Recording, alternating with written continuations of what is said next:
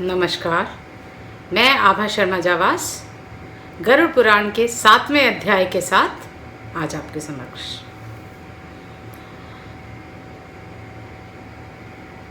ऐसा सुनकर पीपल के पत्ते की भांति कांपते हुए गरुड़ जी ने प्राणियों के उपकार के लिए पुनः भगवान विष्णु से पूछा, हे स्वामिन, किस उपाय से मनुष्य प्रमादवश अथवा जानकर पाप कर्मों को करके भी यम की यातनाओं को ना प्राप्त हो, उसे कहिए। संसार रूपी समुद्र में डूबे हुए दीन चित्त वाले, पाप से नष्ट बुद्धि वालों तथा विषयों के कारण दूषित आत्मा वाले मनुष्यों के उद्धार के लिए माधव पुराणों में सुनिश्चित किए गए उपायों को बताइए, जिससे मनुष्य सद्गति प्राप्त करें। हे ताक्षर्य, मनुष्यों के हित की कामना से तुमने अच्छी बात पूछी है। सावधान होकर सुनो, मैं तुम्हें सब कुछ बताता हूँ। हे खगेश्वर, मैंने इसके पहले पुत्र रहित और पापी मनुष्यों की यातना का वर्णन किया है। पुत्रवान तथा धार्मिक मनुष्यों की पूर्वोक्त दुर्गति कभी नहीं होती। यदि अपने पूर्वार्जित कर्मों के कारण पुत्रोत्पत्ति में विघ्न हो तो किसी उपाय से पुत्र की उत्पत्ति संपन्न करें। हरिवंश पुराण की कथा सुनकर विधान पूर्वक शतचंडी यज्ञ करके भक्ति पूर्वक शिव की आराधना करके तथा विद्वान को पुत्र उत्पन्न करना चाहिए। यतः पुत्र पितरों की पुम नामक नरक से रक्षा करता है, अतः स्वयं भगवान ब्रह्मा ने ही उसे पुत्र नाम से कहा है। एक धर्मात्मा पुत्र संपूर्ण कुल को तार देता है। पुत्र के द्वारा व्यक्ति लोकों को जीत लेता है, ऐसा सनातनी श्रुति है। इस प्रकार वेदों में भी पुत्र के उत्तम महात्म्य को कहा गया है। इसलिए पुत्र का मुख देख करके मनुष्य पितृ ऋण से मुक्त हो जाता है। पौत्र का स्पर्श करके मनुष्य तीनों ऋणों से मुक्त हो जाता है। पुत्र, पौत्र और प्रपौत्र से यमलोकों का अतिक्रमण करके स्वर्ग आदि को प्राप्त करता है। ब्राह्म विवाह की विधि से ब्याही गई पत्नी से उत्पन्न औरस पुत्र उदर्व प्राप्त कराता है। संगृहीति पुत्र अधोगति की ओर ले जाता है। हे खगश्रेष्ठ, ऐसा जान करके व्यक्तिहीन जाति की स्त्री से उत्पन्न पुत्रों को त्याग दें।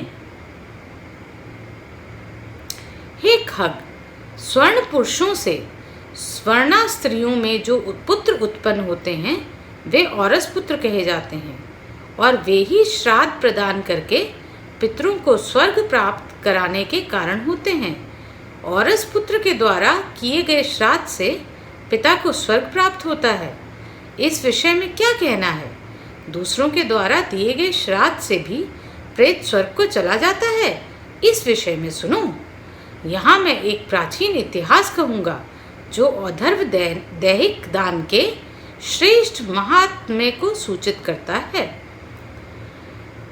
हे ताक्षर्य, पूर्व काल में त्रेता युग में महोदय नाम के रमणीय नगर में महाबलशाली और धर्मपरायण प्रभुवाहन नामक एक राजा रहता था। वह यज्ञ अनुष्ठान परायण, दानियों में श्रेष्ठ, लक्ष्मी से संपन्न, ब्राह्मण भक्त तथा सदा पुरुषों के प्रति अनुराग रखने वाला, शील एवं आचार आदि गुणों से युक्त, स्वजनों के प्रति अपनत्व और इतर जनों के प्रति दया के भाव से संपन्न था। क्षात्र धर्मपरायण था। वह औरस पुत्र की भांति धर्मपूर्वक अपनी प्रजा का पालन करता था और दंड देने योग्य अपराधियों को दंड देता था।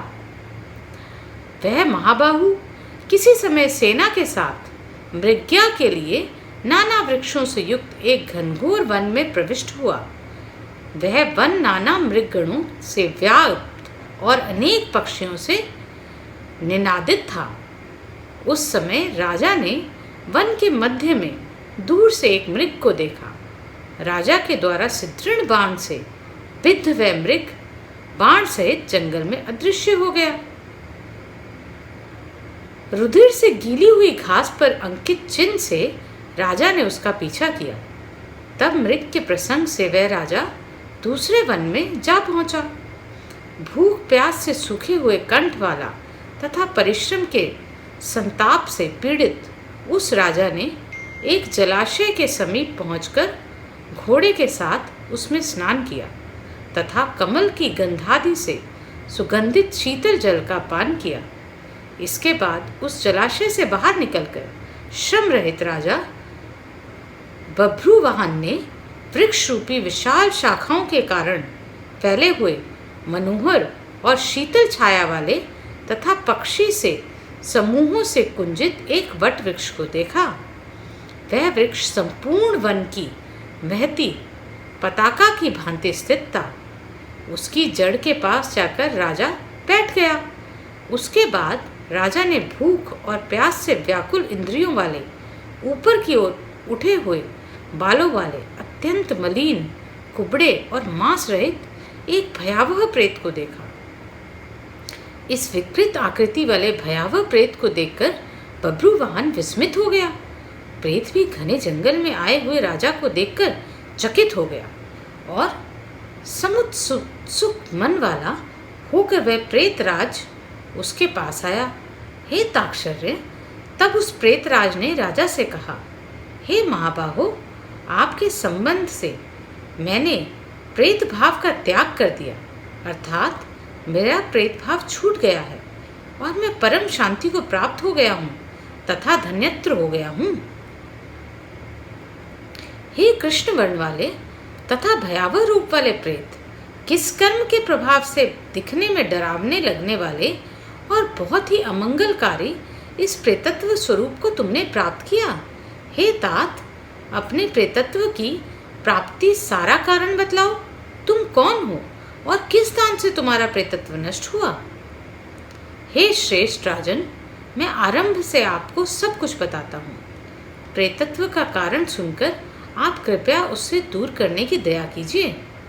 वैदिक नाम का एक नगर था जो सभी प्रकार की संपत्तियों से समृद्ध, नाना जनपदों से व्याप्त, अनेक प्रकार के रत्नों से परिपूर्ण, धनिकों के भवनों तथा देव एवं राजप्रसादों से सुशोभित था और अनेक प्रकार के धर्म अनुष्ठानों से युक्त था। हे तात, मैं वहाँ रहता हुआ निरंतर देव पूजा किया करता था।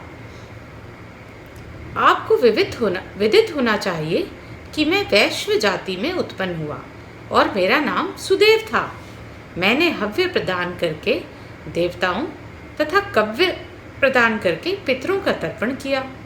अनेक प्रकार के दानों से मैंने ब्राह्मणों को संतुष्ट किया था और अनेक बार दीन, अंधे एवं कृपण मनुष्यों को अन्न दिया था। हे राजन, मेरा ये सारा सत्कर्म मेरे दुर्दैव से निष्फल हो गया। जिस कारण मेरा सुकृत निष्फल हुआ वह मैं आपको बताता हूँ। मुझे कोई संतान नहीं है, मेरा कोई सुहृद नहीं है, कोई बांधव नहीं है और ना ऐसा कोई मित्र ही है जो मेरी औधर्व दैहिक क्रिया करता। हे महाराज, मृत्यु के अनंतर जिस व्यक्ति के उद्देश्य से षोडश मासिक श्राद्ध नहीं किए जाते हैं, सैकड़ों श्राद्ध करके भी उसका प्रेतत्व सुस्थिर ही रहता है, अर्थात दूर नहीं होता। हे महाराज, आप मेरा औधर्व दैहिक कृत्य करके मेरा उद्धार कीजिए। इस लोक में राजा सभी वर्णों का बंधु कहा गया है, इसलिए हे राजेंद्र, आप मेरा उद्धार कीजिए। मैं आपको मणिरत्न देता हूँ। हे वीर, यदि आप मेरा हित चाहते हैं तो जैसे मेरी सद्गति हो सके और मेरी प्रेत योनि से जैसे मुक्ति हो सके वैसा आप करें। भूख प्यास आदि दुखों के कारण यह प्रेत योनि मेरे लिए दुस्सह हो गई है। इस वन में सुंदर स्वाद वाले शीतल जल और फल विद्यमान हैं, फिर भी मैं भूख और प्यास से पीड़ित हूँ। मुझे जल और फल की प्राप्ति नहीं हो पाती। हे राजन, यदि मेरे उद्देश्य से यथाविधि नारायण बलि की जाए, उसके बाद वेद मंत्रों द्वारा मेरी सभी औधर्व दैहिक क्रिया संपन्न की जाए तो निश्चित ही मेरा प्रेतत्व नष्ट हो जाएगा, इसमें संशय नहीं है। मैंने सुन रखा है कि वेद के मंत्र, तप, दान और सभी प्राणियों में दया, सच शास्त्रों का श्रवण, भगवान विष्णु की पूजा और सज्जनों की संगति, ये सब प्रेत योनि विनाशक के लिए होते हैं। इसलिए मैं आपसे प्रेतत्व को नष्ट करने वाली विष्णु पूजा को कहूँगा।